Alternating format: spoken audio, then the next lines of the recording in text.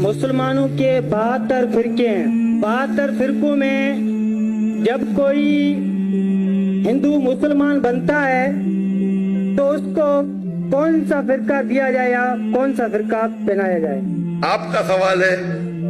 अगर कोई गैर मुस्लिम मुस्लिम बनता है तो कौन से फिरके में जाएगा?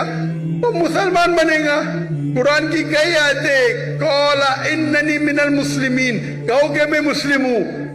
कुरान में कहाँ नहीं लिखी कि बाकी कुछ कहो। तो इस्लाम एक ही मजहब है।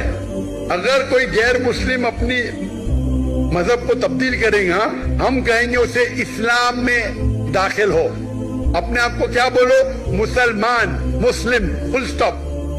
हम मुसलमान एक साथ होना चाहिए। दुनिया भर में बटे हुए, चाहे पाकिस्तान हो, चाहे हिंदुस्तान हो, कोई भी स्थान हो, हम मुसलमान आपस में क्यों झगड़ रहे?